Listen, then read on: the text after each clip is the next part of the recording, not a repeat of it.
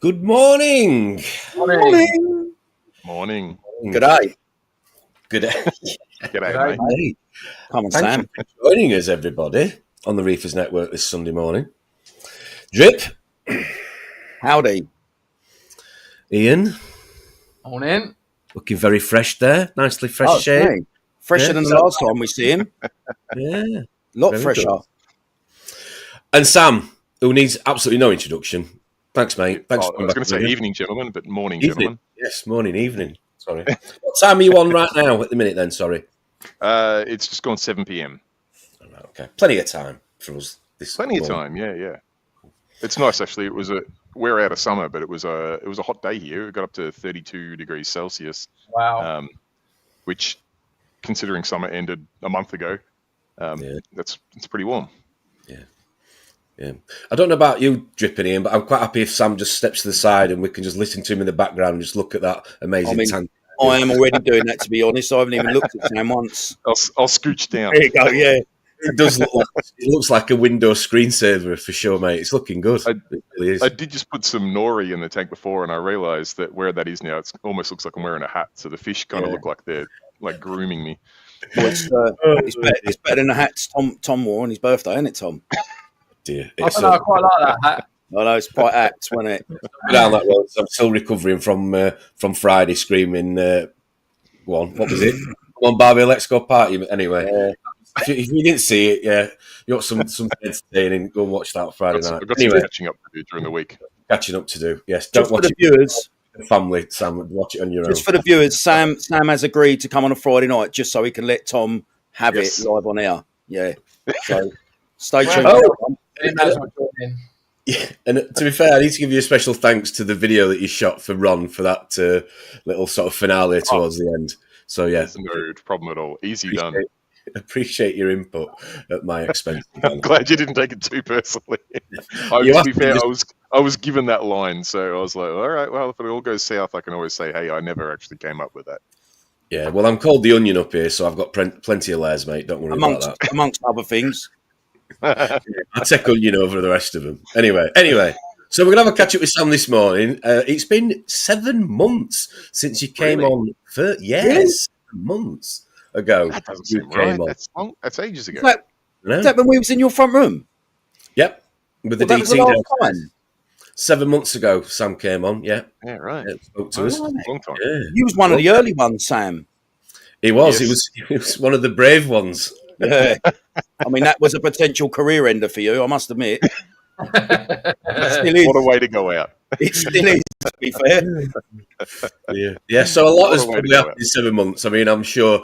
Wow. I know us three for sure will be subscribed to your amazing channel, and I'm sure a lot of the viewers in the comments this morning will be as well. But you're constantly doing stuff. I mean, we're going to talk about obviously your latest addition to your channel over the last couple of days, a bit throughout this morning's show. But I'm just going to drop in and say good morning to everybody that's made the effort to join us this Sunday morning. So thanks to the 40 of you that have joined in so far to join us with Sam. Fish Ventura, morning. Yeah, man. You too, whatever that means. Yeah. I've not got Ronald's soundbox. But you can imagine what it would sound like. Try and do it. Try and do it. Absolutely no way Try are it. we playing these games on a Sunday morning show. That's for Friday night. Think of the viewers. No. Oh. He is. He's the biggest influence I have ever met of any kind. Morning, John Boy. Hope you're good. Morning, Matt John. with us. Good morning, good morning. John B, morning. Hope you're good. John B. That's in here. CNC Reefs, good morning. Thanks for the support. Anthony, good morning. Reef Rondo's here, good morning. Here he is. Liam's here, good day. Good day. Avatar. Oh, what is it? Thomas the Tank, he's got one of these. He eyed me into one of those dolls. Thanks, Liam. Appreciate it. Tried to call you yesterday, Liam. Yeah, you did. Okay. Who else we got in here? Offshore Reefer, good morning. Hope you're well. Back in Scotland. Scotland. Nice. Yeah, back in I think the Scotland. weather's still nice up there, isn't it? I think. Not sure. Certainly not 32 like it is down with Sam at the minute. No. Sure. Bandits in the house. Morning, Lee. Here he is. Hello, Sam. Leroy. Leroy's here. Sam, your pen pal. That's it. That's him. That's Lee. He's Bandit, coming over to antagonise you soon, he tells us, in the Jolly Good luck. Boys. Yeah. Looking forward to it. Yeah. Make sure you got Been a rubber long gloves. time coming, Sam. that trip. Maybe Lee will have to wear them. You'll have to wear the gloves. You'll have to wear them up to your shoulder for Leroy. Trust me. We've got Gary Neal with us this morning as well. Morning, Gary. Hope you're good, mate. Happy Sunday. Hope you're having a good weekend. Sylvester's Reef, as always, some regular faces here. Thanks ever so much for the support and getting involved. Newson's Reef. Morning. People saying Lovely tank, that one. It does look very nice. Nice, Very, very nice. You'll have to get that guy on because that looks a lovely tank, Tom. Mm. Why don't you do something for a change? That's Peter, isn't it? Ian, is that Peter? Very nice. Right, okay. Morning, Pete. What else we got in here? Ryan's with us. Good morning. Hope you're good, Ryan. Catch up with you next weekend. We've got Melinda or Veggie. Is it? Are we calling her Vegemite, Melinda? Veggie. Go easy on my missus, please. Go in, Pete. Order with your Traditional new. Australian skincare, Vegemite. Yeah, Vegemite. That's it. Yeah, dear. Banana Ram's in the house. Morning, Tom. Hope you're good, mate. What else we got in here? Sean's with us. Morning, Sean. Not heard from you in a while. Hope you're good. I'll catch up with you soon. Been off on his travels, hasn't he, lately? He's been doing a lot of fishing. Oh, yeah, fishing. Who else we got in here? NSB Reefs. Thanks for joining us. Morning to you. It's another nice tank. Alan's with us. Update on Alan's tank. Other than him filling it and then him having the same key lock issue with his skimmer pump as I did with the Red Dragons downstairs, I've not really spoke to him much, so you'll have to let us know what's happening with your tank. He's just had a massive new custom build, Sam. 8B, 3 by something, I think. Something like that, foot. Big tank. Having issues with Red Dragon pumps. Oh, Sam. Oh, okay. Oh, we can fill you in, don't worry. I'll just take a sip of coffee there. Okay. Like Craig Right, David once said, we can fill you in. Yes. We've got Billy, new one there. Billy's Reef. Morning, Billy. Hope you're good. Morning, Billy. Thanks for joining us. Yarek is with us. Nice to see you yesterday, mate. Yes, nice to see you. He's got the most patience I've known anybody in the reefing hobby for a long time. He spent time with you yesterday. Yeah, there is that. Of course, there is that. So he's got the money for a new tank. He actually wants the Niles tank I've got behind me and the Stratton. He's got the money for it, but he's waiting for October when we have the Black Friday sales in the UK to get a good discount because of how much kit he's going to try and buy in one go. He was talking about getting a new tank at Aqua last year. When was that? September? Yeah, he's got the money together and now he's waiting until October for the discount. That's commitment. Yeah, I think the tank will be wet by now if it were me. But anyway, he's not a proper reefer. He's got patience. He's cheating. But no, Yarek, nice to see you yesterday at the Yorkshire Reef's third birthday bash, and thanks for driving just over 2 hours to come and see everybody. Nice to get involved. Harry West, sorry. Hello, Reefers. Good morning. There's no come on Barbie today, John. No come on Barbie. Who else we got in here? Mr. Fox is with us from Exodus. Morning, Steve. Morning, Steve.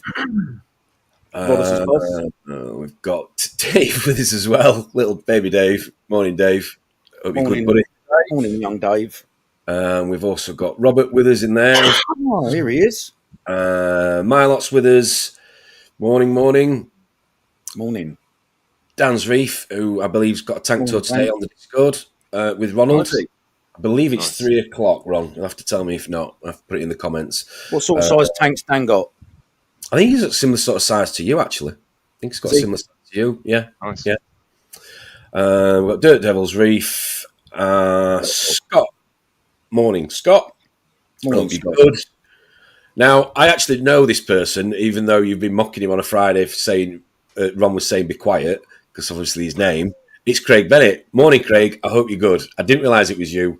I've known of you for a while, so thanks for joining. I know you've been joining the last few weeks. I'd be interested, if you've known him quite a while, I'd be interested on his thoughts on you, if I'm honest. So Silent Reefer, if you could leave them in the comments, that'd be great. Thank you. Oh dear. Right, that's everybody anyway. Shout out. But as we always say, if anybody's got any questions for Sam this morning, which I'm sure you have, please put them in the live comments section and we'll do his best to add them on screen so that Sam can answer throughout the show. Open book, don't be shy, fire away. Book, don't be shy, fire away. Okay. So, Drip, Ian, anything you want to go straight in and ask Sam? What's been happening? Anything in particular you want to know? I mean, I'll leave the floor for Rodders. I mean, to be honest with you, I pretty much watch all of his content. So, well, that's always good. But I must admit, I haven't done that much content on the tank behind me of late. So, no, I saw it's all your new tank, isn't it? Yeah, and just getting out. I'll be interested to know if you've got any corals in there that are not native to Australia. The only ones that I know of that I'm would be pretty certain were not collected in Australian waters was the Space Invader Pectinia. I don't believe that's ever been collected in Australian waters. I could be wrong. I mean, I've bought it locally, but I think at some point in time someone's brought that in. Most of the others, I don't think I've got any obvious imports in there. I'm pretty sure everything there is Australian collected because it is a law here in Australia that we can only have, we can't import corals legally. Wow. So yeah, if you're going to put yourself on the public space, it would be probably foolish to have, something super obvious that someone smuggled in a back package through the airline. I also remember you saying that an Aussie is free to go onto a reef and take a coral off the reef and put it back in their tank. Yeah, but it's super complicated. It does vary from state to state, Right. and to be honest, there's only really probably 2 states that you'd want, maybe 3 states that you'd want to do that in Australia anyway. Like in my state in Victoria here, there is reefs, but it's cold water reefs down here. We're pretty far south. The states where you would want to do it, you can, and there's some odd sort of legal, not loopholes, but requirements you have to adhere to. And basically, you can never be questioned for collecting for commercial or financial gain. So if you ever collect a piece of coral from the reef and you put it in your tank, if you're ever then caught, or even not caught, if you're just found selling coral, people will say that you've collected it to then sell, which requires a license. So technically it can be done. I think I know of like 2 or 3 people in the hobby in Australia that you haven't got any. Nah. Oh, right. So how do you go out with collectors? Like I've been fortunate enough to go out. I'm not sure if you've heard of Cairns Marine. They're a pretty big collector here. A few years ago now, I'm not sure what year it was. It's a few years ago anyway, maybe 2019. I was fortunate enough to go with my local fish shop. They had a big promotion thing on where their 20 biggest customers in Australia, they invited to go to the Cairns Marine facility and have a look at the facility, go out on one of their collection boats and actually dive on the reef and be able to point at corals that you want them to collect for you, which was pretty spectacular. So I've been able to do that, but actually collect something myself, no, haven't done. And how does it work with frags then? Because I mean, Melinda in the chat's just asking you, will I see you at Fragorama? You bet you will, Melinda. Yep. I've got it's a big week, that one. I've got a thing in Sydney first. I'm going to a distributor has an open day there, like a dry goods distributor, and they want me to pop up. So I'm going to go there on the Thursday night, and then Friday I'll fly up to Queensland for Fragorama, and I think I'm going to come home on the Saturday night due to some family commitments. Great name for an event. Yeah. Fragorama is run by, if you guys follow the YouTube scene in Australia a bit, Cam and Arnia that have Gallery Aquatica up in Queensland. Yep. They're 2 members of a committee that run Fragorama. So I don't want to say it's their show. They're a member of the committee, but it's run by a bunch of reefers that are super passionate, and they've got many years' experience of attending reef shows, and sort of said, be good if we did it this way. And they had their first one last year and it was awesome. So everyone's very excited for this year's. Well, Cool. as we're quite a help, we like to help people on this channel, Sam. Of course. Sometimes Ron has given you some words of warning there, Tom. I don't know if you can see Ron's have a last comment just to help his old buddy Sam out. Let's have There a you look. go. Yes. Don't accept anything to drink. Yes, I've met Melinda a couple of times before, so I'm well aware. And if I see her walking around with Vegemite, I'll stay well clear. There you go. You were saying then about the corals, then about people would say would suspect that you'd got them to sell, or you'd take them to sell from a sort of a property. Yes. So how, going back to fragging for a second, so if you've got a tank, obviously the size you've got behind you, and let's just say you were to shut it down, or you wanted to move a colony on to somebody else, how would that work then? Would you have to then justify? Who would you have to justify to that it was out of your tank? Honestly, don't know. Okay. Like in my position, because I've never collected corals from the reef, it's no problem. I can sell them as I wish, whether I've bought them and grown them or whether it hasn't grown at all and I'm just selling the same piece I bought. Doesn't matter. I can do that if I want. That's where it gets into the technical, legal side of things. I'm absolutely not someone you should take legal advice from. So if any Aussies are watching, please don't say Sam said this.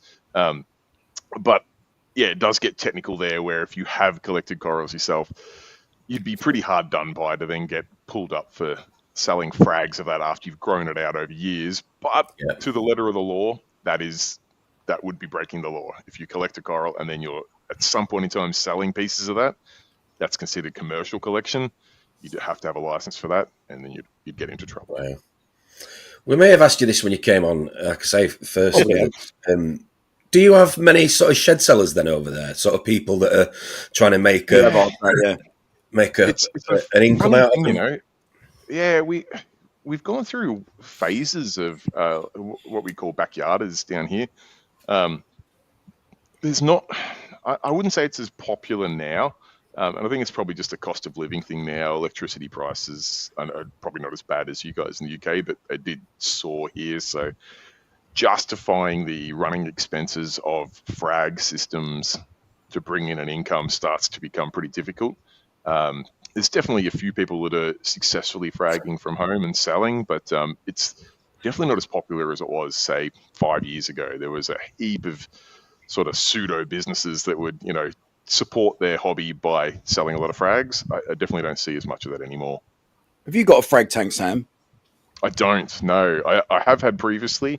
I've just gone back to just this tank now. At one point I had up to, I think the max I had was 7 tanks running. To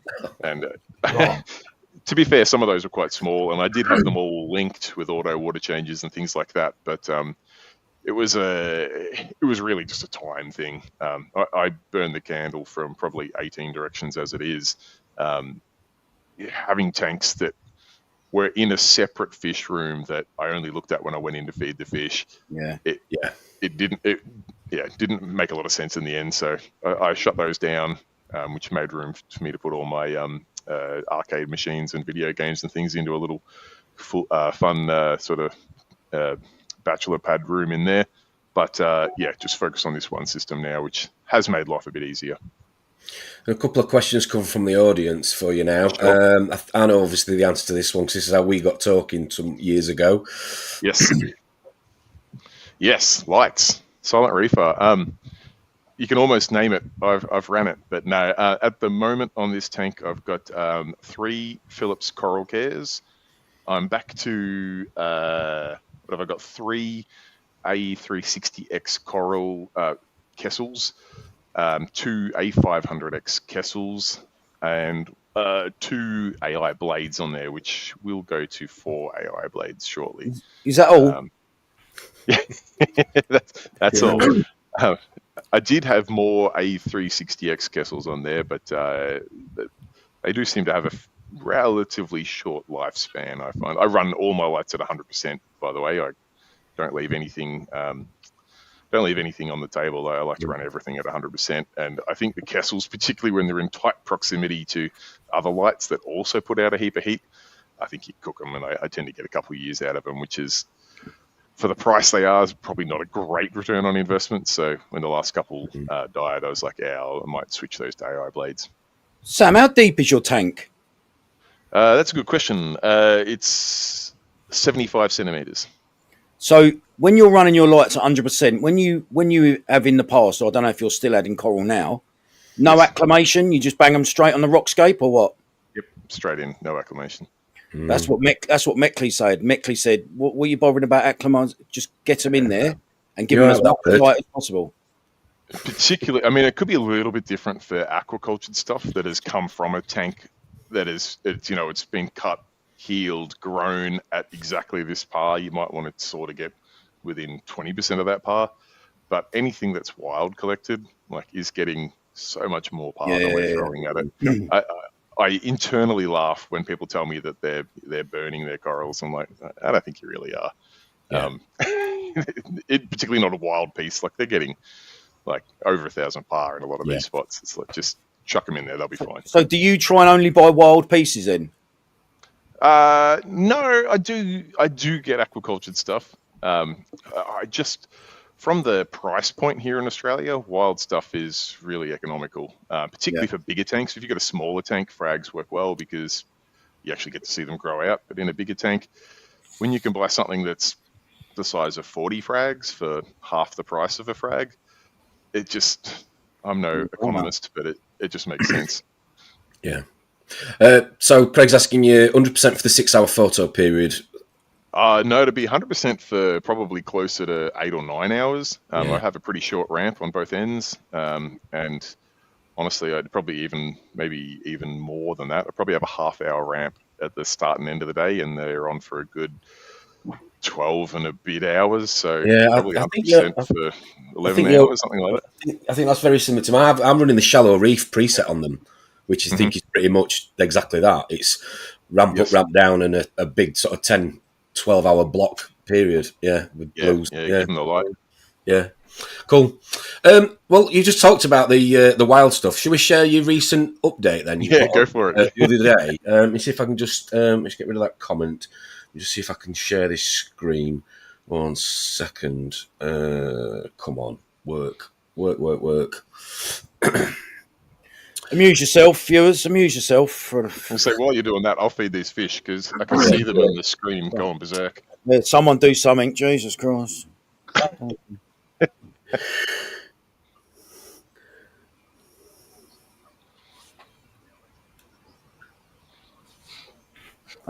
Look at that. That's a pretty nice looking acro. Oh, mate, look at that. Very nice. And yeah, that's just under ambient lighting there. Look at that. Beautiful. Who's this geezer doing this in? That's the owner of my local fish shop. Oh, right. Oh, mate. So, yeah, he told me that you got a few boxes of fresh acro in, and I said, yep, I'll be there. So that's straight off an import, straight into his tank like that. Straight, not off an import, no. That's straight off an internal flight. Those ones are actually collected off the reef about 30 hours before the point of them going in the tank there. Wow. Look at it. And straight in as well, I noticed when I watched it the other day. Absolutely. Yep.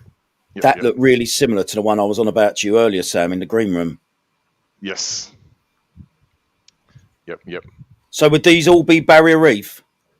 Correct, yes. These ones are all up. I think the collector gets these from the Mackay region, which is up in the Queensland part of Great Barrier Reef.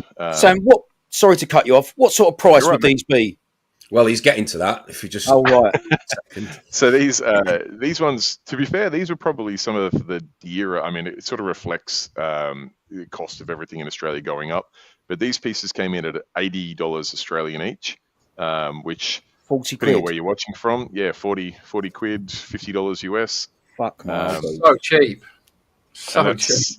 That's if you're buying one. If you buy, there's a 3 for price there. So if you buy 2, your third one's half price. So you can I'm emigrating. I'll meet you out there. Fuck. And like I said, to be fair, these ones are probably some of the more expensive wild pieces I've seen of late. They normally come in around the they do $60 sound it. mark. They do sound it, to be fair, a bit lumpy. Yeah. they're normally probably 20% cheaper than that, 25% cheaper than that. So it's just fuel prices, shipping prices, and things have gone up a bit, so they had to be reflected. So them pieces over here would probably be about 140, 150 £150, wouldn't they, each? $300. I think more. Yeah. Yeah. I did get quite a few comments on the video from folks in UK, Europe, definitely in America, saying that the prices are crazy, which I can appreciate. These pieces look great because they were literally on the Great Barrier Reef, like just over a day before the time they went into this into the tank, and they were bagged up at midnight, put on a flight at, I think it was 7 a.m. and this was about lunchtime. So they'd been out of a tank. I guess they're still in water, but out of a tank for half a day. So it keeps their color well. I imagine if you're shipping these internationally and they've got to go through, multiple flights into multiple holding tanks and things like that, it's going to take a while for the colors to come back. They're going to be stressed for a little while, and they're not going to look the same. This was an interesting point. It wasn't a 32-degree day. This was back to our regular post-summer weather, and these acros are actually shipped with ice packs, not heat packs. Crazy. Sam, is this straight in that tank for sale, or is this a quarantine tank in the shop? Nope, straight in this tank for sale. Yep. He had customers that literally went and bought them straight away, did he not? Queuing outside, Yeah, when the old school FIFA games used to get released, and people were in a sleeping bag outside fucking Dixon's. Do you know what I mean? To be fair, this local fish shop has had, when they've had unboxing nights before, so if they know they're getting 6 boxes of acros on a Thursday night or something, punch up they Central. might stay. Look at that. They might stay open late and say everyone's welcome in, and it did get for a little while their elbows out, and people were buying them before they Ian Rodbutt would turn up in NFL gear, mate, ready for a scrap for some of them. Do you know that? Helmet on. Helmet, pads, shoulder pads, helmet, the lot. Look at that, though.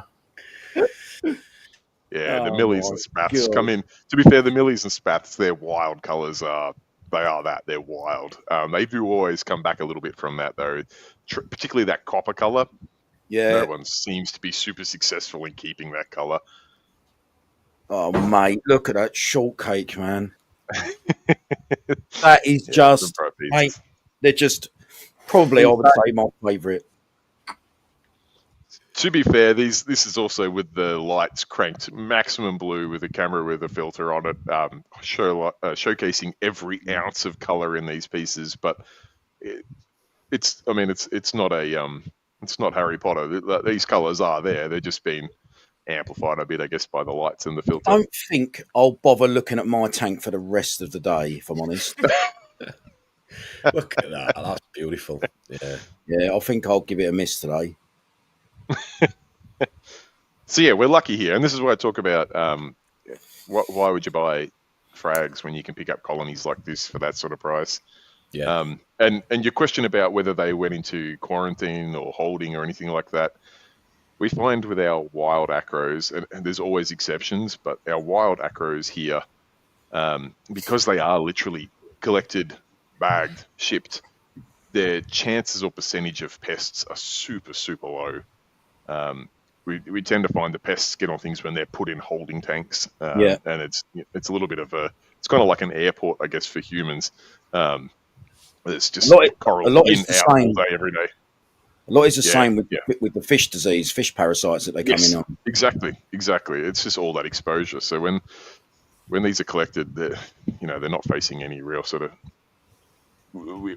Because of our strict import coral laws, we don't see a lot of the pests worldwide, particularly on our wild corals. So these are good to go straight in. Sam, what's your success rate been with the wild corals put into your tank, particularly acros? Yeah, on this system behind me, I'd say probably 90%. On tanks before this one, I'd say 75. Right. If anything, on this tank behind me, I always found with wild acros, the colours you see them come out of the bag like this, you'd put them in your tank, they'd always drop back a bit. Yeah. Brown out might be a little bit exaggerated, but they would definitely dull down. and then they would colour back up, a month or 2 or 3 later. The interesting thing with this system behind me, and I don't know if it's the lighting, if it's the flow, or if it's luck, I don't know what it is, but I don't find I get the dull out anymore. I don't know if that's just it's newer filtration, newer lighting, or if it's I don't know what it is, but I do you think it's such an established and they go. To be fair, that was like from the get-go of this. I put a blue acro in this system super early. Like I was a month out of cycle, and this blue acro came in, and it was like a $60 Australian piece, so 30 quid. And I'm like, I've got to have it. I'll try it. If it browns out or it takes 6 months to color up, I don't care. And within a month, it was as bright, if not brighter. Had completely encrusted and was growing new shoots. Wow. And that's the experience I've had with this tank pretty well all along. I mean, there's always exceptions, but I've probably had better success with the wild stuff than I have with aquacultured stuff. Mm-hmm. Crazy. That's interesting. Okay. Which is completely opposite to what most have. I totally recognise, Could watch it all day. I know. Imagine being there. No, I know. I mean, is it the same? Listen, a lot of people watching this maybe haven't got the courage yet or haven't learned enough to dive into acros. Is it the same with the LPS with this shop as well? Yeah, I mean, yes, LPS costs more these days. Look at that. I think a coral price, that's a beautiful piece. That's a Fuego, and the color range on that is crazy. That'd be a nice one for that spot you're talking about, Drippy, where you had that, where you're putting that strawberry shortcake. Fuego does tend to table out really nicely, and if you can get that range of colors in it, it'd be nice. But I think that's the one I've got, Drip, in the DT, similar to that. No, none of your corals look like that, mate. Trust me.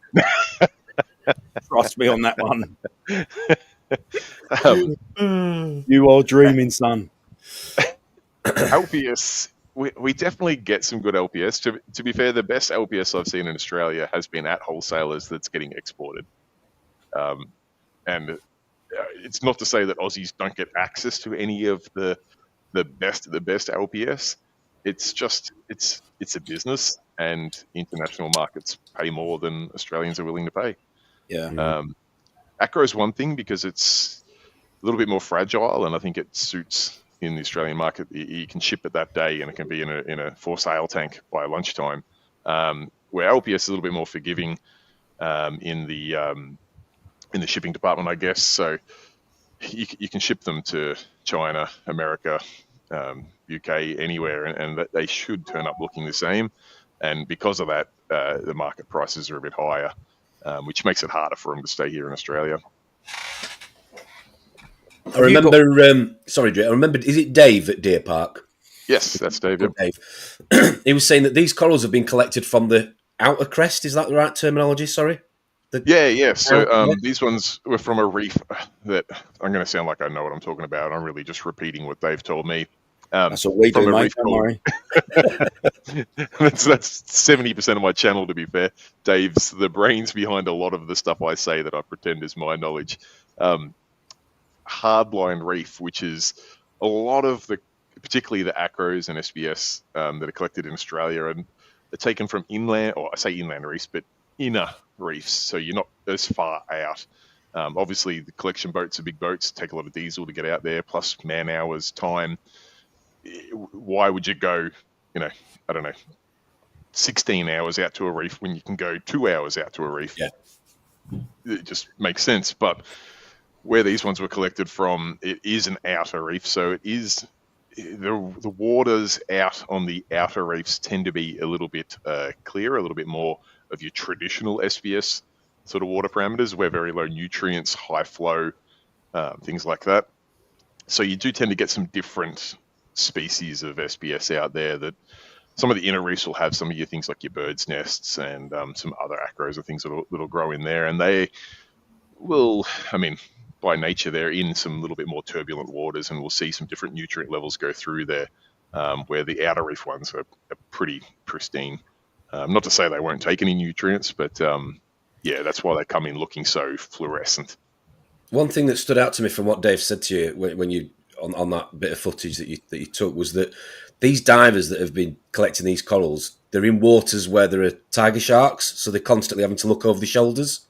Yeah, it's one of the risks of the outer reefs. Just like you see on Finding Nemo, like your reef fish are quite safe and protected in some of the inner reefs. I mean, there's always predators, but you get out into those outer reefs, you are at sort of drop-offs, and you are where some of the big boys come to play. And yeah, there's some pretty brutal fish out there that definitely make the collectors want to have eyes in the back of their heads. That's for sure. Do they go out with spotters, though, Sam? Because with sharks, it's very, very important to maintain eye contact, isn't it? I'll take your word for it. Well, I've definitely not tried to keep eye contact with a shark, but if a couple. Well, I mentioned before about going out with Cairns Marine, and I did actually see a shark while we were out looking at this reef, at all of these beautiful SPS species out at Pixie Reef up in Cairns, and I pretty much turned the water turbulent myself there, and that was like a brown. Long. Yeah, well, it was. Yeah. The water did go a little bit higher nutrient, and that was like a 3 or 4 foot black tip reef shark. Like, it was nothing, as soon as you see them, just the presence was terrifying. So I cannot imagine what it's like when they see like a monster, something aggressive like a tiger shark. Will actually actively seek you out. So I much prefer to just head into my local fish shop on like this footage here and just point at the one that I want bagged up rather than going out there. If you do in future encounter a tiger shark while out again, all you got to just say to it, do you know who I am? Do you know who I am? Wow. They'll say, no, Steve Owen's died, hasn't he? Yeah. I'm Reefer. Do you want some? I'll give it He's obviously not a subscriber, so he doesn't follow the channel. Shocking. Wow. Shocking. So those acros we saw earlier, they don't get dipped, do they? Because another thing that you were saying on that video from memory is that you try and keep, if you've got acro crabs, obviously if there was a predator on you, like a gorilla or a teddy bear, you'd remove it. But the smooth-legged normal acro crabs, you leave them in. You sort of believe that there's some sort of symbiotic, relationship, whatever. And so no dips at all on any of that stuff you've just seen. On the wild acro, no. And I can't speak on behalf of every fish shop. Every shop will have their own practices and beliefs. But the exposure that I've had through Dave's shop at Deer Park Aquarium is wild collected acro. Yeah, absolutely no dips, straight in the tank. Do you dip, Sam? I don't. Controversially, I don't. I shouldn't say I don't. I will, but most of the time I don't. If I'm getting a coral from somewhere that I just got a notice to say my battery's running low, that's a problem. If I get a coral from somewhere that I'm not 100% familiar with their systems, I will do at least a half strength dip to see if anything suspect comes off it, and then I'll go to a full strength dip. But on most of the stuff I get, no, I go straight in the system. Well, also you've got animals that can take care of these things. Do you know what I mean? Yeah, look, I wouldn't say it's a method I recommend. It's the path I take, and it's worked okay for me. Pests will happen, I think, whether you dip or not. So you're going to have to deal with them at some point in time. But yeah, I've been fairly fortunate. Maybe the stuff we get is filthy, so it definitely needs dipping. Yeah. I think it's just the Indonesians. I think that everything is so mass produced now, and the pests have got such a big chance because they're farming so many more corals. They're rushed, and the turnaround, their care isn't. Time is money. Yeah, of course. True that. Sam, I've got a burning question to ask you, mate. Right? Go for it. At any point, have you thought about setting up your own brick and mortar? No, definitely not. Oh, sorry, I shouldn't say definitely not. I have thought about it, and the answer is definitely not. Right. You mean you've looked into it and thought it's too much ag?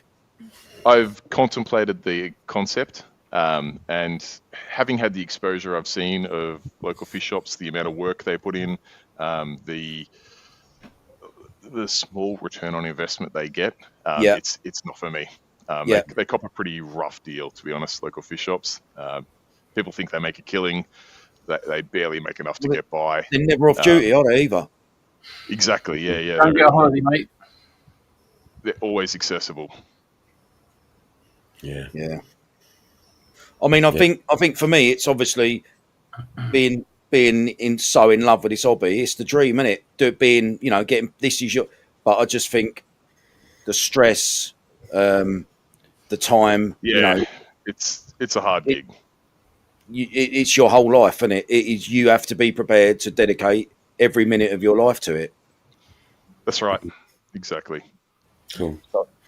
How many of those corals did you say? I think quite a lot sold, didn't they? Was it a few hours of him bringing them in? Yeah, to be honest, within minutes of those getting unbagged, I think 15, 16 of them went within 30 minutes. Wow. To be fair, it had been a couple of months since David had a SBS delivery, and quite a few customers were keen on it. So he let them know when it was coming, and they arrived and snapped them up pretty quick. Wow.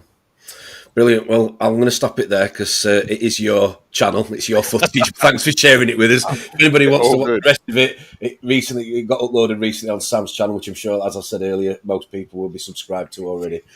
Check it out. It's definitely worth a watch. So thanks for sharing that, Sam. Got a couple of questions from the live audience then regarding what they've just seen. I had one from Sean, came in a minute ago, and we kind of touched on it with the dipping a little bit.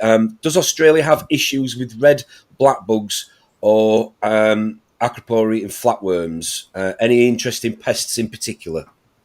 I would say red bugs occasionally, black bugs I've not heard of. Acro eating flatworm, definitely, and that has definitely come from aquacultured stuff. I'd say acro eating flatworm is probably the biggest pest going around here at the moment. The others not so prevalent, or maybe not as drastic, because when we say red bugs, are we talking like red flatworm? No, I think I don't know. It's just something that Little red dots. Yeah, little red pests. Like black bugs. Okay. Yeah. Then no, definitely not. Just the acro eating flatworm. Oh, I shouldn't say definitely not. I'm sure someone's got it, but not that I've come across in my travels. Cool.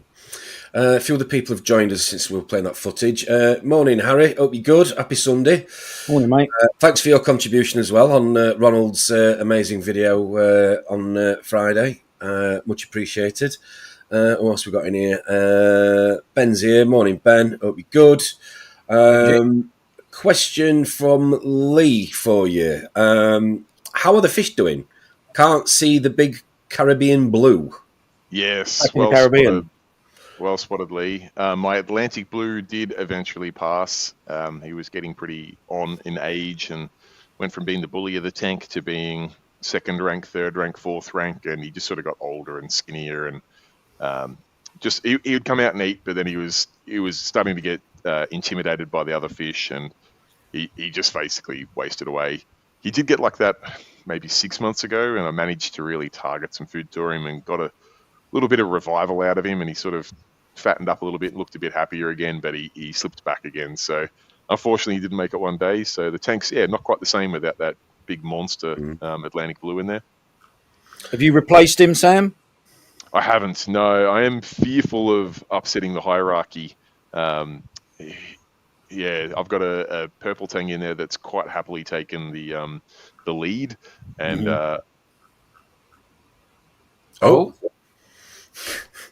He said his battery was dying or something. He got an issue with his battery. Yeah, he'll be on. See, it happens to guests as well as just me.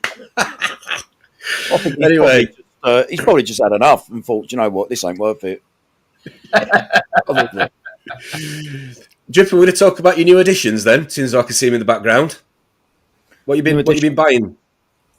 Went to AAC yesterday. I was supposed to meet. Thank you for that so much. It's all right. I was supposed to meet Rob the helicopter, and Rob got very drunk Friday night and couldn't get his old arse out of bed. So I went on my own, flew in there solo, and ended up making tea and coffee for everyone. I don't know if everyone saw that. We did. I did see it. Yes, yeah. Which Dylan the Donut needs the sack, because I was literally doing his job yesterday. But But as you can see, I've got some amphias. I have a feeling, although I'm not entirely sure, there's another two somewhere. I have a feeling they're resplendents, but absolutely beautiful, mate. yeah, they really are. And do you know what? Already I'm thinking about adding more because they are. I mean, to be fair, they got put in yesterday at about, I don't know, 1 o'clock, and they were very skittish. I added them all individually because I didn't want to launch them all in and they're all on top of each other, and then, do you know what I mean, and net them. So one went one way, one went the other way, free it up by the wave maker. No one really showed an interest in them. I don't know if anyone else has found this, right? If ever I've added a new fish, I've got a peacock wrasse, right? And it's almost like a peacock wrasse swims over to every new one and just says, "It's all right, mate, don't worry, you'll be fine in here." Like, Melinda's going to be disappointed now she's found out you've got a peacock wrasse. Oh, why's that? She want one? Doesn't matter. Moving on. Oh, right. Oh, are you making a euphemism for my penis? Is that what you're saying? Oh, I see. Moving on. Well, imagine her surprise when she realises I've got two. Yeah, they're all doing great. I've also got, and I didn't realise how beautiful they are till I saw them in person, a blue spot tamarin wrasse. Yeah, they're beautiful, mate. Mate, it is. I don't know if it's the lights. I don't know. The colours on that thing are they are so vibrant. And the minute I put him in and saw him, I was like, that is one of the best additions I'll ever make. That is a truly stunning fish. So yeah, I mean, I don't know if I've been on a live stream and we spoke about it. So my copper band, that is not the same copper band from a few weeks ago. I found it upside down on the substrate a couple of weeks ago, and sometimes you've got to hold your hands up and absolutely admit when you've done wrong by the fish or the coral. But I was feeding three brine shrimp, three mysis a day. And I will not individual particles. No, not individual shrimp. No, cubes. And I was always mindful of my nutrients. Right now, I know it's going to wind Rob up because I always do remember what Rob the helicopter used to say to me. He couldn't get his head around the fact that people would keep fish and would borderline starve them because they're always focusing more on the nutrients for their corals. Right? Feed fish heavy and just improve your filtration. Totally agree. Yeah, cool. High import, export. Totally agree. And I thought I would be adding enough. I obviously wasn't adding enough. When I was testing my nutrients, they were nowhere near the levels I thought they would be. So ultimately, I think that the demise of that copper band was down to me not feeding enough, which I'll hold my hands up to and not hide behind. And I thought, do you know what? Because I love them so much, because they are such a great addition, I'm now going to feed about 10 cubes, possibly more a day, more regularly. And if this one kicks the bucket, then it will be my last hurrah. But yeah, I will absolutely sit here and own the fact that I think I was underfeeding, because when I think about it, they are slow eaters anyway compared to even the yellow long nose. The yellow long nose does not hang about, mate. He's as greedy as the swallowtail. He's as greedy as the tamini, which the tamini's going back. He's getting on my tits. The tamini is just bullying, or just a total waste of time. I look at him, and it's not. People. I know he's a bristle-tooth, but he ain't a bristle-tooth. He ain't a grazer, as well as what I have seen, like the yellow eye coal or the Fiji blue eye, or nothing like it. And I look at him and I go, listen, mate, there's a fucking bit of algae there. Get on it. Right? Get on it. What are you doing? Wake up. Nothing. What's the price difference like with a tamini compared to a like you say, yellow eye coal? Not a lot, I wouldn't have thought. I don't think you can't get a yellow eye coal anymore. I think the tamini cost me about, I don't know, whatever it was too much, 40, 50 quid. Okay. But I've always loved the Fiji blue eyes, and I'm an idiot. I knew I shouldn't have done it, and I was like, no, we'll go with tamini because they're small, and I'm not a massive tang fan anyway. So I didn't want a huge fish in here bullying or anything like that, but just an utter waste of time. Take my blowout out of the garage if you want. Oh yeah, there you There go. you go. Oh, there you go, Sam. Done. Sold. But yeah, all coming together nicely. Corals. There'll be no money, Sam. Does he look like somebody that would ever give me any money other than grief? I just said sold. I didn't say how much the price. Oh, right. was. No, that's right. Yeah, you ain't giving him any money. You have me laughing. Yeah? He gets all my wisdom and my knowledge for free. It's worth about as much as this laptop that just died on me. So sorry about the interruption there. There's a few other questions for the comments. I'm just going to try and jump back into some earlier that I didn't shout out. I mean, I was still talking then, but go on. I know. I was just getting my ears were getting cramped up. Yeah, hi, Kumar. Thanks for joining us. Not seen you in a while. Hope you're good. Thanks always for your support on the Sunday show.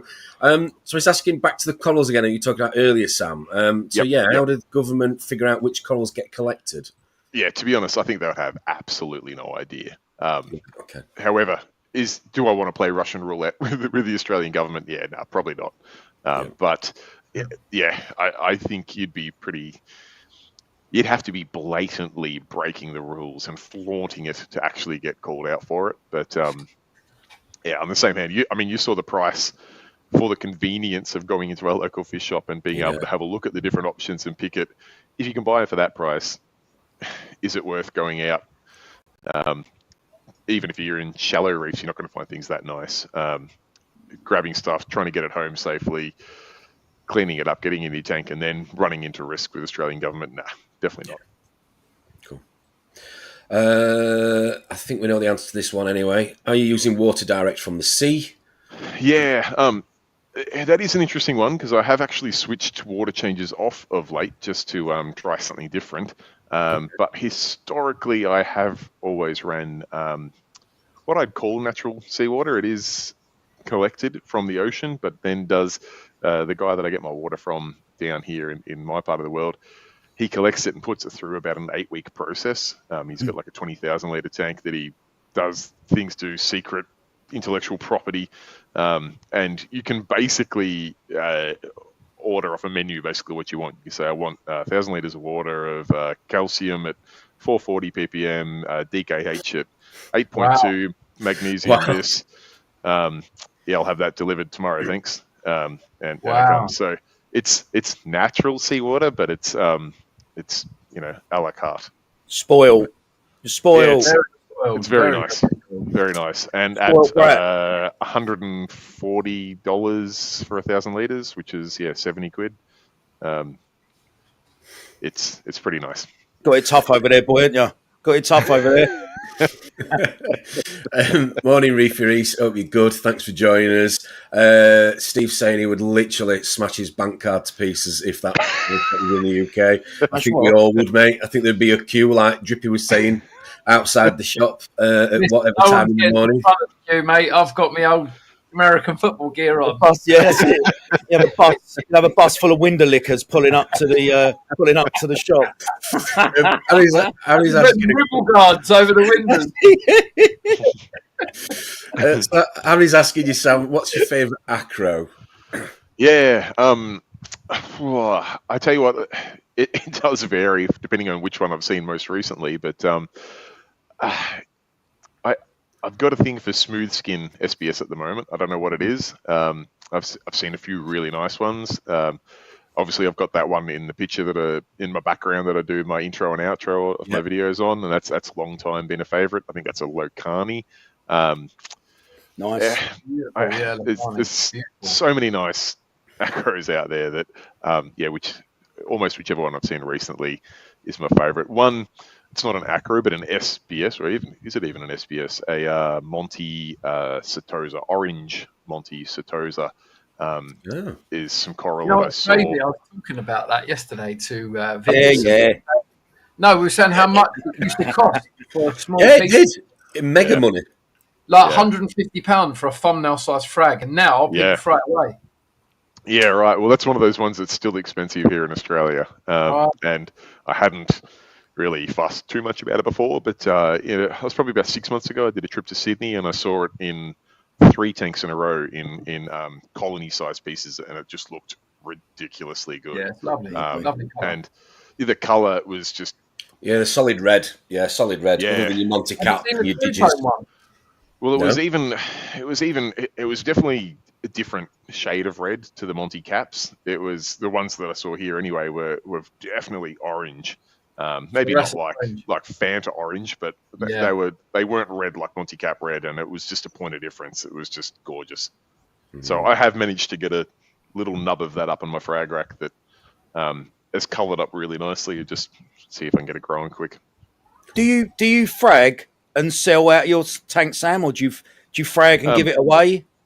A bit of both. I used to frag and sell from here. Now I honestly find it easier when I do frag, which, as you can tell by some of the colonies behind me, there is not all that often. I just take them into Dave's shop and just put them on tiles and chuck them in the tanks there. Dave looks after me with heaps of stuff. So we stopped keeping track of the balance many years ago. Yeah. So I just bring stuff in there, and I do often get people coming in store saying, I saw your latest video. Whenever you have a piece of this, let me know. I'll just bring some in the next week or two. Yeah. They can either leave it there to let it encrust, or they can take it as a fresh cut and go for gold. Nice. Well, as we're getting up to the hour mark, Sam, I think it's a good time to maybe feed the fish, maybe? I actually did before. When you were getting the video up. You never feed them enough. Then. Let's just have a quick look at the tank then behind us. Yeah, go for it. Go for it. Yeah, get out of the way, Sam. That's it. I'll get out of the way so you can have a look. I have noticed I have actually cleaned up all the seaweed, so I should probably move that so we don't get a blocked view. But awesome. The tank is the lights. I mean, I said I don't have much of a ramp, but they will be entering their ramp soon, so it will start to dim down a little bit. But the corals are sort of at their evening phase where they're about to start closing up a bit. Got any angels in there, Sam? I've just got this guy over here. I'm not sure. Yeah. Oh, he's. I was just looking at him. Yeah, that's a tiger pike. So that's a hybrid lemon peel and ebly. Yeah. He's sort of my showpiece fish that it causes me no end of grief. He's always eating coral, but what do you do? How much was that? He was actually he was affordable. So I bought him many years ago. So I mean, with inflation and costs of reefing now, his price would be through the roof. But I got him, I think, about 11 or 12 years ago. The cost was ridiculously cheap. I think he was something like $800 Australian, so say 400 quid. Which, I mean, it was definitely not a cheap fish, but compared to the prices they were going at that point in time, they were sort of hovering around the $2,500, $3,000 mark. The catch was that he was about a 9-hour drive away from my house, and I didn't have a huge window of opportunity to get him, so I drove 9 hours there, picked up the fish, 9 hours home, in one stint to get that fish back here. So the cost wasn't the challenge with him; it was the geographical distance. Cool. Wow. Cool. Well, I'm interested because one of those, you got two fish there to make a hybrid. One's centropyge, and I think the lemon peel is pomacanthidae. I'm pretty sure it is. So what's the size? Because obviously they are supposed to be two different size fish, but in the hybrid, I'm very, very curious. If you've had him that long, what size he is? He's still tiny. He's dwarf angel size, so he's right, so he has remained centropyge size then. He definitely, yeah. I mean, in length, in thickness, he eats that much coral. He's almost as thick as I am. But in length, yeah, he's tiny. He's just about to come back to the front of the tank now, and you can see to be fair, my chromis are big, but he's about the size of a chromis. Nice. Cool. Lovely. Thanks for that, Sam. I'll take you off full screen now. Sorry, just quickly, Sam, has he maintained his red stripes of the ebly? Yeah, he has. He's a stunning fish. Yeah, lovely. Yeah. He's incredibly picturesque. Actually, he's to be fair, his red stripes are more burnt orange on the yellow. he's a fish. I love to get the camera out and take pictures of him. One, because being a super fat dwarf angel, he doesn't swim fast. So it's not like trying to take pictures of antheas or stuff that, I mean, you take 1,000 pictures of them and you hope you get 3 or 4 good ones. That guy is so slow. You can just rattle off a bunch of shots. Like Tom. And I just knew. That's why I smirked about 10 seconds prior, because I was waiting for it. I was just waiting for it. He's a very picturesque fish. When you get those stripes on him, and even the sort of the scales on him really they just look incredible on a picture. So pretty fish. Well, when you talk about yellow fish in the hobby, the lemon peel angel is a wonderful, wonderful yellow, isn't it?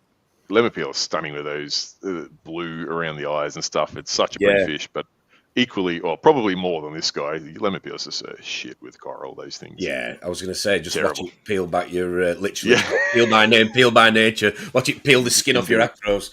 Definitely terrible. Focus-tronic releases. Hey, guys, ready here. Love Sam on your programme. Morning. Hey, good to hear. This is somebody you recognise? Well, he's not here for us. It could be Reddy, could be Eric. So Reddy's the worldwide Reddy. support. Yeah, hey guys, Reddy here. Sorry. Yeah. Yeah, Reddy. Yeah. Sorry, it is Reddy. Reddy. Is worldwide support for Focus-tronic and is based up. I was going to say not that far, but it's still a good bit of a drive from Belinda, up in that part of Australia. What is Focus-tronic? So they make your Mastertronic, Alcatronic, all those sort of devices. Yep. Nice. Question from Liam for you, Sam, that we came in earlier. You get anything other than Acropora? Do you get any funky coloured Monty, for example? I mean, we talked about a second ago, but any others? So what you saying, Liam weren't listening, or? That was a question before the Satosa conversation. All right. Yeah, we do. And one of my favourites, though, I really do need to frag around it, is just above the toxic candy cane there, and somewhere smothered between the blue Dustin's cousin and the red dragon, I've got a red Monty in there that it is beautiful. Came in as a wild piece, and I don't know if the collector picked it for me or if the local fish shop said you need to have this, but somewhere along the line someone said we've got Monty that you need to put in your tank, and thankfully for once when I saw it I was also enthusiastic about it, because sometimes that's not the way it goes. Particularly with Dave and I, when he gets SBS in, the stuff he loves, he'll send me pictures of it and go, I'll keep you a bit of this, it's beautiful, and I look at the pictures and go, yeah, I'm not so sure, Dave, doesn't look that great. And then when I see it in person, it's awesome. But this Monty it's almost like a miniature version of what you see in big fields in the reef, where you see those big columns of Monties growing up. I couldn't even begin to tell you what species that is. Okay. But this is it's almost like a dwarf version of that, and it just grows a column of this red Monty, which is really cool. Nice. All the questions we've got in here from people. There was a question earlier, if we can get to it. Somebody's asking you what you're dosing on your tank at the minute. I think it was Matt North at Reef that was asking. Sorry, Matt, find your comment. I'll throw it up. There was quite a lot in the chat. Yeah, no trouble. I mean, I can start firing away at that anyway. So at the moment, I don't want to say I'm doing the Triton method, but I'm using a hybrid version of the Triton method. I am doing, I'll open up the cabinet so I can remind myself, the Triton Core 7 Flex, which is their version of the big 3 elements with trace elements mixed in.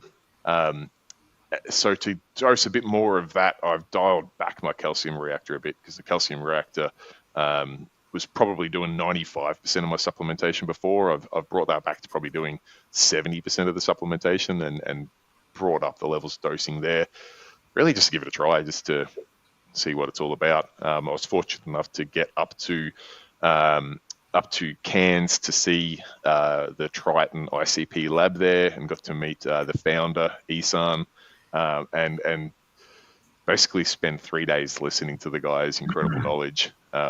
It's difficult not to get enthusiastic and want to lean into some of that science that this guy's put so much work into, and you see the passion and enthusiasm for the science side of the hobby.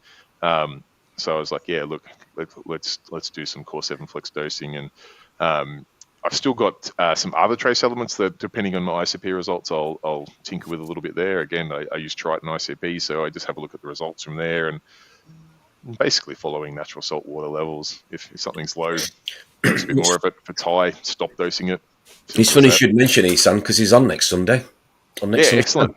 Yeah, Isan. Want to tune into? Yep, he's in from trial. Nice. Yep. You know what's funny? Sunday. He's really picked up the Australian twang as well now. Oh, he is absolute local, and where Isan and Linda and the family moved to up in Cairns, it's a real, what we would call here, a real true blue part of Australia too. Right. Does that mean hillbilly? The Australian version of it, yeah. Yeah, hillbilly, redneck, that sort of part, which hopefully not offending too many people from Cairns, but you would think someone with a German background would stand out like a sore thumb. Yeah. He doesn't. He blends in like one of the locals perfectly, so he's quite funny. Are you running Kalkwasser alongside your calcium reactor or not? I am, yes. A little bit of Kalkwasser. I have stopped, now that I've stopped doing the auto water changes on this system. I was doing crazy things before with double salinity water in, so I could dose more Kalkwasser. So I've stopped that at the moment, which means I'm not dosing as much Kalkwasser, but I'm still putting a bit in the system just to keep the pH up. And I do like to have a few different systems running just in case, if say I run out of gas in the calcium reactor, I don't go from 8 DKH to 4 in a day. I've got something else there. So I've still got some dosing. I've still got some Kalkwasser. I'll notice the level go down, but it's not like a cliff's edge. That being said, I mean, there's pros and cons to that. The more systems you have running, the more complexity, the more likely something's going to fail, I guess. But I don't know. That's the methodology I work with. Are you still running sulfur bead reactor for nitrate? No, on this tank, I've never had to. Right. My nitrates have never been high in the system. I feel like the highest they've ever been has been like 10. And most of the time I've been dosing nitrate to keep them up. Right. So I haven't had to run sulfur on this system. On my previous tank, I ran sulfur and a big advocate of it. It's such a easy and economical way to manage nitrates. Yeah. You got to dose a butt ton of alkalinity because it does chew that up. But as long as you're willing to do that, it's just set and forget. Once a year, pull the reactor out, give the media a rinse, put it back in. If you need to take media out or add media in to control your nitrate levels, it's just, it's beautiful. Yeah, particularly if you're running something like a heavy bioload or a fish-only system or something like that, sulfur all the way. It's the best. Saffron 1994, thanks for joining us. Question for you based on the Kalkwasser I just saw in the comments. How often do you need to change your Ecotech Versa lines when you're dosing the saturated calc from a gallon? Yeah, never, because I don't run Versas anymore. I had used Versas on one of those frag systems that I mentioned that I did have running when I had up to 7 tanks running. It's super frustrating. I think the Ecotech Versa has the best software of any dosing pump on the market, particularly along the lines of continuous dosing and things like that, where I might want to have it on a calcium reactor or on a Kalkwasser, for instance, and have it dosing at, 10 mil a minute during the light hours, but only 8 mil a minute during the off light hours or something like that. You can do that super easily with the Ecotech Versa, but those damn peristaltic tubes and those things just don't last. I was changing them every 3 months, and to be honest, I reckon after 1 month they were pretty dramatically out of calibration. On the same hand, I run Kamoa pumps, and I would say their software is nowhere near as good. It's serviceable. You can get it to do what you want it to do, but it's just nowhere near as polished as the Ecotech software. But hardware-wise, their pumps are bulletproof, and I change the tubing on those like every 18 months. For me, it's a lazy factor. That was just easier. A couple of people have joined us. I think we're getting ready for putting Sam in the seat, aren't we, Drip? He's asking about his teeth. Yeah, okay. Absolutely ruined his career. Come on, let's do it. Scottish Reefer, hope you're good. Who else has joined us? I've not seen a morning. Steve, hope you're good. Thank you very much. Okay, right then. So where are we? Here we go. Right.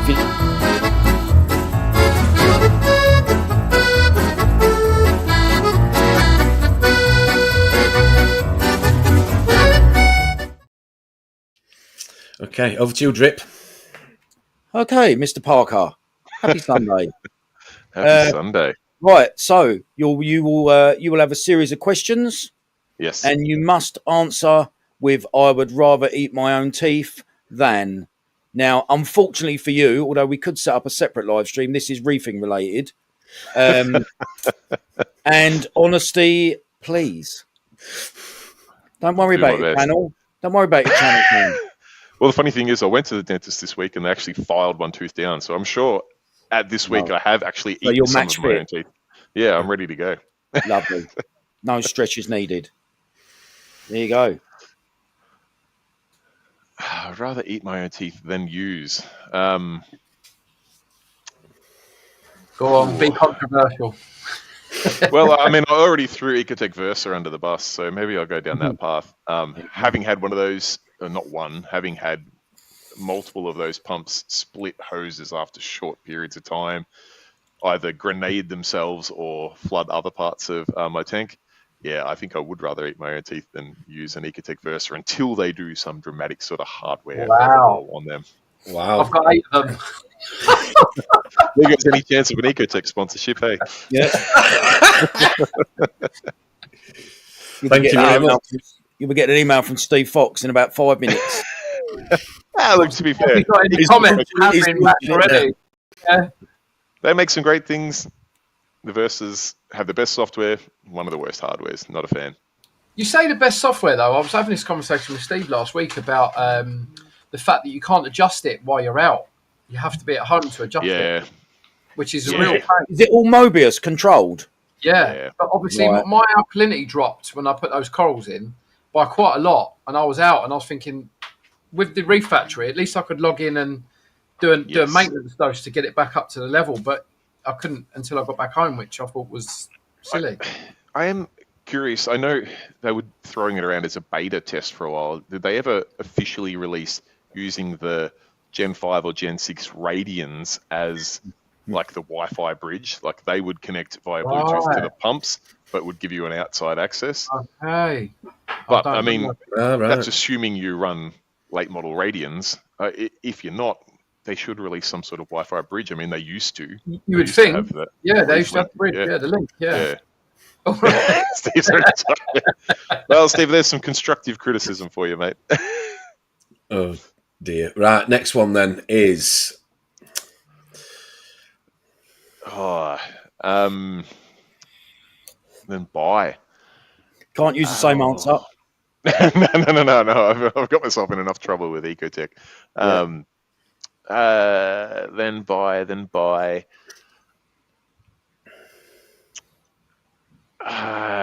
Let's throw another brand under the bus. I would rather eat my own teeth than buy another faulty Hannah checker. Ooh. Which one in particular? Faulty. Yeah, I was going to say, the one that has driven me up the wall the most would be magnesium. I don't understand how they can get that wrong so many times. What's your thoughts on the salinity pen? Pen? Junk. Yeah, I think the pen's junk. Thank you. Yep. Thank you. Use their digital hydrometer. Metal plate. Igles. They are fantastic. The pens. Yep, that's the one. Yeah. In fact, yours is Milwaukee. I've actually looked just to show that I don't hate the brand. I actually have the Hannah, which is exactly the same. Well, funnily enough, you know what? I could have got mine out, but I don't know where it is. Whoa. I've seen yours too many times. Whoa. Not at 11:15. Melinda, on the camera, mate. You and Melinda just deal with that yourself on WhatsApp. No, if you're talking about that, it wouldn't fit on the camera, mate. You'd have to zoom right in. Yes. Just quickly, Sam. I remember speaking to someone, and he said the Hannah one and the Milwaukee one. If you used to take the Milwaukee one apart, you'll find all Hannah components. I believe so. Yes. Yep. Okay. But that one's pretty white and it matches the cabinet. Very true. So just going back to your previous comment about the Versas, it's still in beta. Come on, Just Steve. That's picture- been in beta for 3 years, I think now. How long's the beta? Yeah, come on, Steve. It's your fault. Come on. Oh, dear. Come on, Steve. It's for the CEO of Ecotech. The CEO of Ecotech right now going, fucking Sam Parker. Right, next one. Moving on. Oh, yeah. Look, we talked about that hybrid angel before. Yes.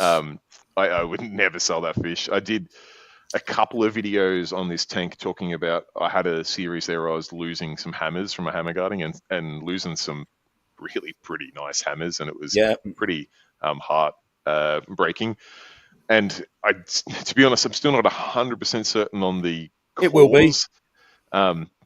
The angel was definitely nipping around there, but whether he was causing them to decline or whether he came in after they were already sort of dying, either way. And I had a lot of people comment on my videos saying, well, just get rid of the angel. Yeah. And I'm like, good luck. No, I will get rid of the hammers. Like, if it's so lovely to see a coral that you absolutely love and to see an angelfish nip a polyp or a head off it, right? And then rather than eat it, just spit it out and then go wafting around the tank. Yeah. Yeah, let it flow into mate. another coral and sting that at the same time. Yeah. Why kill one coral when you can kill two? You're sitting there going, I'd rather you eat it. You've smashed it. I'd rather you. That's right. Off it goes. Yeah, off it goes. Yep. Lovely. But no, Steve's just saying he can't rush perfection. Sorry, Sam. No. You're right. You can't rush perfection. No, this is what true. I used to say that to my ex-girlfriend. Didn't work. So yes, my hybrid angel. It's never going to get that bad, but if it got to the point where I couldn't have any coral at all, so be it. If I've got that angel, I've got that angel. Wow. Yeah. Okay. Thanks for that. Next one is. There you go. Oh, you can say Tom, by the way. You can say Tom. Look. Is he watching? I don't know. Look, to be fair, there's been very few people in this hobby or in this industry that I have not been able to learn something off. There's out of the thousands of people I interact with on social media, I think there's been 2 people that I've blocked in that time. And my channel, granted, it hasn't been reef keeping the whole time, but my YouTube channel is 17 years old, and it's been probably 12 or 13 years of reef keeping, and I do make a habit of trying to be as accessible to anyone that watches my videos. So I talk to thousands of people about reef keeping. Yeah, there's only been 1 or 2 that I've blocked, and those 2, I think I'd probably rather eat my teeth.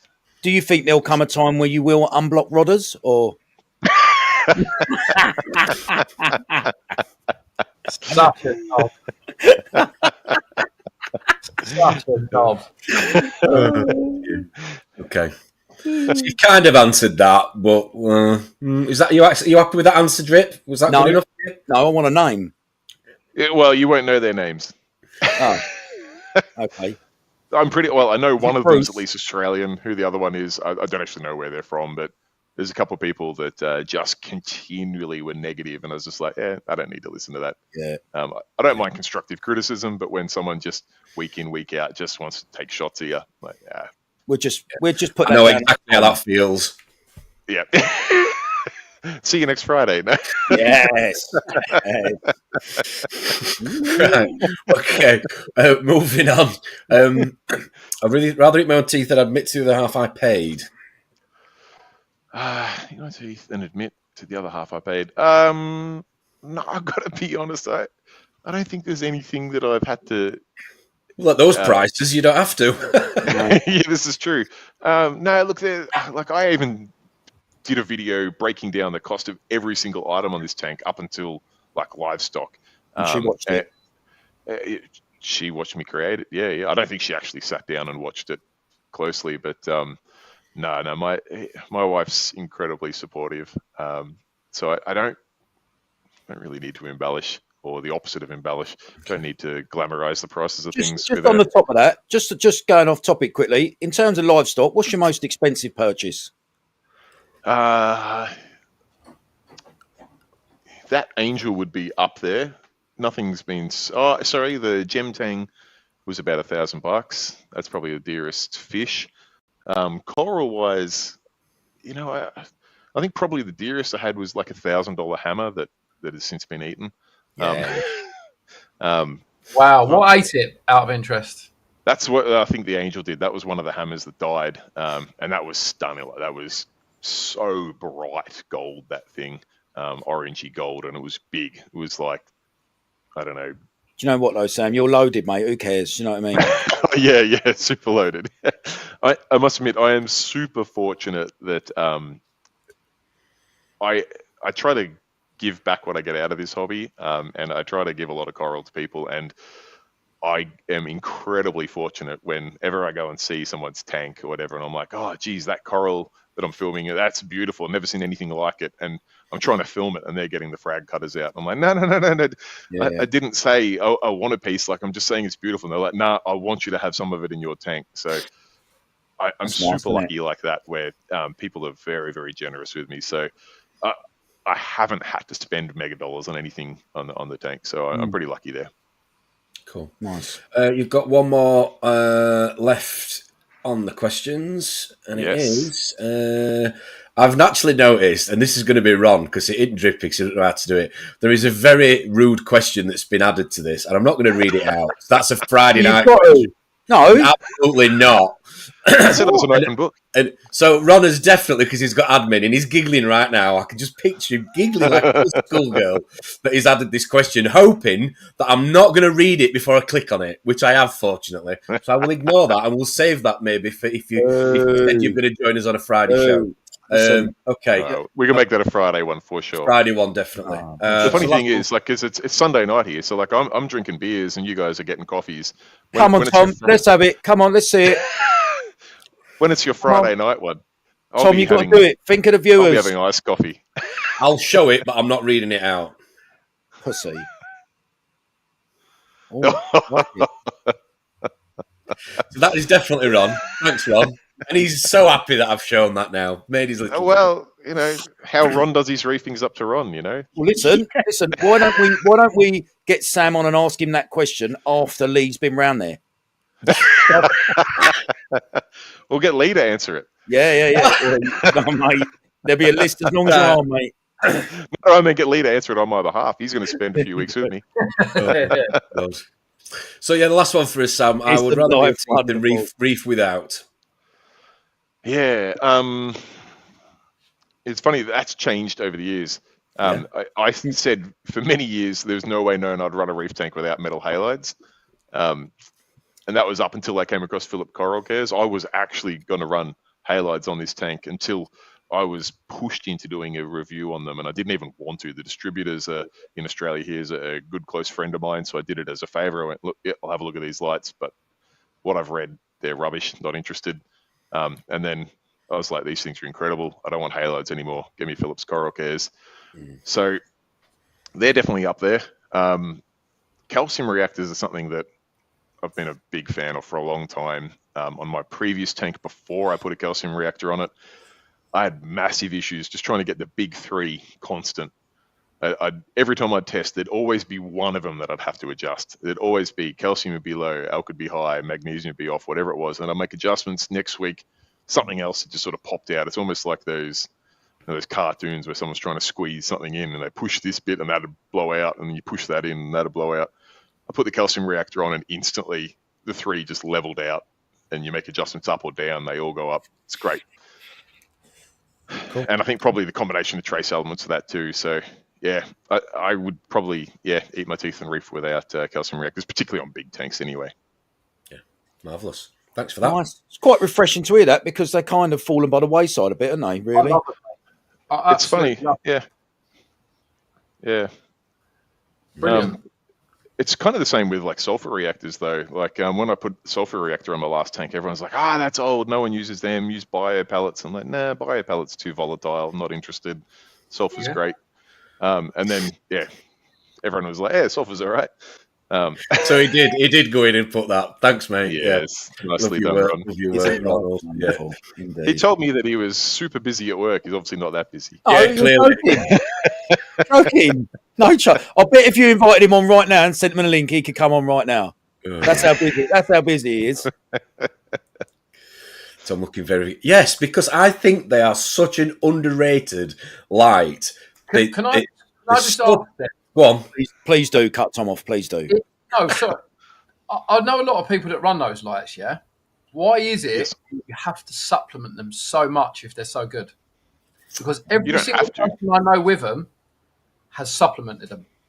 Because you want to have people want that more of the AB plus look, I suppose, with a bit So more why blue. are those lights not able to Very, produce? very good point, Rodders. Well done. Yeah, look, it's a fair point. Go on, Sam, I'll let you answer. That raves about them. They've all got bars or kessels. Yeah. Or, I definitely wouldn't say they're the perfect light. There's not things that I wouldn't change on them if they were going to make a Philips Coral Care Generation 3. The Strattons, yeah, look, they could be. They could be the perfect light. I haven't...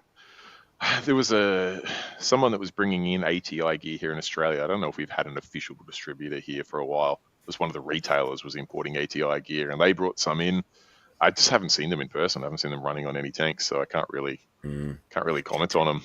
Well, the reason for me was, as you remember, if you can, when I did my build downstairs, I was putting T5 units in, but because it's got a built-in pelmet, the heat from them was just ridiculous. I couldn't run them. So I was looking for an alternative light to a T5 fixture, and the Coral Care was the one on the market, the Gen 2.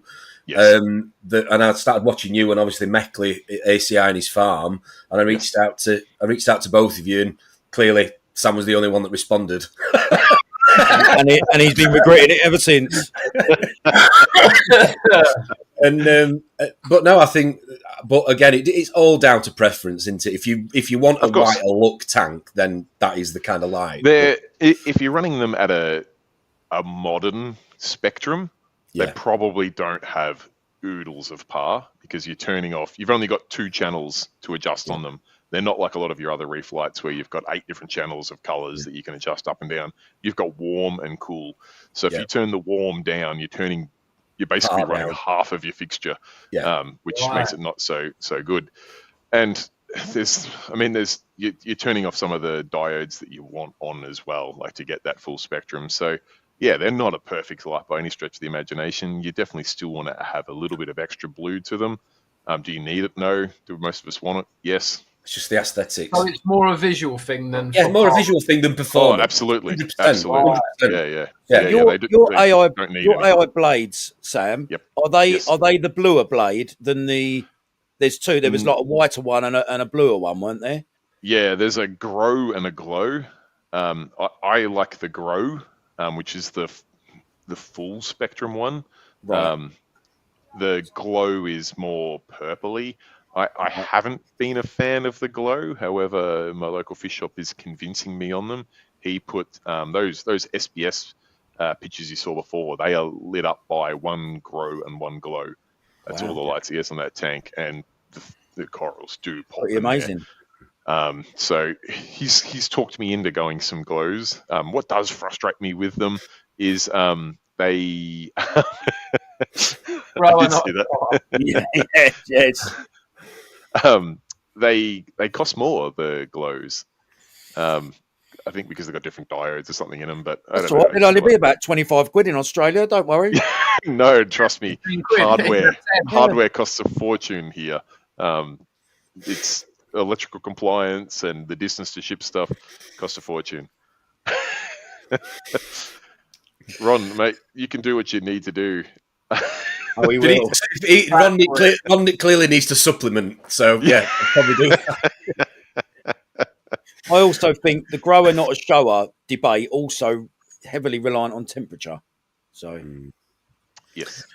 I will just say though, just to finish on the coral cares though, one thing going back to what you were saying about not being able to adjust and set different sort of schedules is, I actually think that's an absolute win-win for the coral care, because I know so many people, me being one of them over the years, who's messed around with lighting, thinking it looks better or it's what the tank needs. And I just like the fact that they are a bit of a set and forget sort of light fixture with presets. You can upload schedules, so if there is a reefer out there that's like you've done your own and you can import it. So if you really want to get technical, you can. But for somebody getting them, obviously lighting, as we all know, is an investment, quite a heavy investment in terms of costings. You get them out of the box, you plug them in, you pick sort of the setting that you want, and it that's it. It grows coral. Yeah. Which is, I mean, to be fair, it's pretty impressive for a company that doesn't really have a reefing background. Like it's Philips, they're an LED, well, they're an appliance company. The only thing I'd say to that is they've been in the game for so long and so much longer than everyone else. They know so much more about plants. Yes, and lighting. Lighting in general. Yeah. Exactly. I think that one of the engineers or designers behind the light is actually a reefer, which I like. Yes. It was basically a passion project of theirs. Yeah. They said, I want to do this. And they were like, He's like, no, I want to do it. We've got the hardware. We've got the equipment. We'll make a good fixture. Just obviously doesn't have the following, I guess, in the scene. But and they're waterproof. I love them. And they're waterproof. Yeah, well, yeah. I always say you can hose them off if you want to. I haven't, but you could. Yeah, Tom, give that a go. Do that No.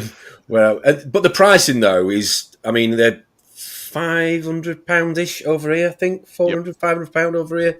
So you get a lot of coverage compared to other. Yes, you do. Not with a controller. That's separate. Yeah. And that runs up to 4 units.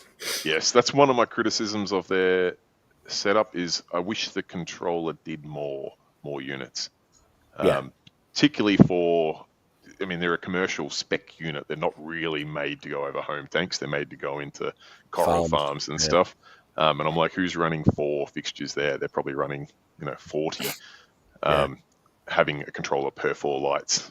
It's only a 0 to 10 volt output. They should just tack on more. But have you ever had any correspondence with them, Sam? Has anyone from there ever asked for your opinion or nothing like that? No. Nah. Like I said, I only literally stumbled across them because a friend of mine here in Australia imported them for the Australian market and said, "Could you please do a video? Just have a look, get a little bit of coverage for us." And I went, "Yeah, not a problem." But I said, "Look, I'll tell you up front. What I've read online, they sound like absolute rubbish. Not interested." And then I reviewed one of them and I called him up and was like, "When's the shipment arriving? I need these for my tank." How much commission did you earn off that then, Sam? No commission. No. They're not the prettiest light though. I'll pallet of these lights. I need to sell them. They're not the prettiest light in terms of fixture, but if you were doing a build like I have, obviously with the doors, the pelmet, you don't see the lights other than the performance. Then they're brilliant for money. Brilliant. This is true. Question from AIY Kumar. Sam, do you still have the small softy tank? I do not. No, I shut it down probably a year ago, and that has spurred on the build as my new soft coral tank, which is going to be located at my local fish shop. But that soft coral tank I had for over 10 years and had made so many mistakes with it, but had so many things go right. It taught me a lot about the hobby and actually paid for my hobby for a long time too in producing Frosted Rose bubble tips when they were worth quite a lot of money here. So it had a soft spot for me, but it was a tank that I'd had for over 10 years that I bought second hand and had moved it at least 3 times, if not 4 times. So I was like, I'm really starting to push the friendship on the Red Sea silicon here. It might be time to decommission this tank and let it go. So I have shut it down and I do miss it a little bit, but yeah, that's why I'm setting up this new system now. Cool. Drip, Ian, anything you want to ask Sam that we've not already asked him this morning? Getting up to the hour and a half mark. No. Enjoyed it. I wanted to know obviously about the sulphur and the lights, and both of them have been answered. So cool. Tick, happy days. So you're all right to come on a Friday for the Friday antics? Yeah, you bet. Yeah. Okay. Do I have to wear that NFL spec gear just to mind the barrage of insults? Or? Well, yeah, we'll do something. I'm sure we'll be in touch with some dates, some suitable dates. Just need a bucket full of shit grenades to launch at Tom. That's all you need. Yeah, well, we are going to be back next Friday. We're doing Only Fools and Reefers special. The 4 of us, we're back next Friday. I'm sure it'll be rather entertaining. Sam, do you know what that is? I don't know what that is. You've never seen Only Fools and Horses? I have not. Oh dear. Okay. Sam, get him off. Get him off. Get him off. Oh dear. Well, yeah, we will be back next Friday for that. This afternoon, Ron has got on Reefy AF, Salty Banter. They've not Salty Banter, so Reefy AF on the Discord. They've got tank tour. Dan's Reef doing a tank tour this afternoon at 3:00. Tune in for that. Would be good if you can join it. If you haven't already signed up to the Discord, that's the link you need. So get on it, get involved if you want to be get on a live chat with fellow reefers from all over the world. It's good. That's at 3:00. Give Dan some support. And myself, Drip, Sean Russell will be coming on next Sunday to join us with Esan from Triton to have a reefing chat with the Triton man that is. So all that's left to say is, Sam, thank you ever so much for coming on again. Mate. Thanks very much. Appreciate it, guys. Really Always appreciate enjoy. the support, as always. You may not say that after you've done a Friday show, but we shall see. You guys say that after every one of these videos. They're like, "Oh, geez, you won't talk to us after this." I always have a great time, so I'm sure Friday night will be no different. Yeah, we've had some fractured guest relationships that have had to be glued together recently. But or maybe get Mr. Fox on, and we'll talk about ecotech together. No, Good idea. Yeah. Good idea. But to those of you that are watching the live comments, thanks for joining us this Sunday morning. We hope you've appreciated it. I hope you've appreciated the time chatting with each other and with Sam, obviously, as a live guest. And we should hopefully see you all next Friday on Friday night stream. See you all then. Enjoy the rest of your weekend. Have a good Sunday. Take care, everybody. Bye-bye. see you guys.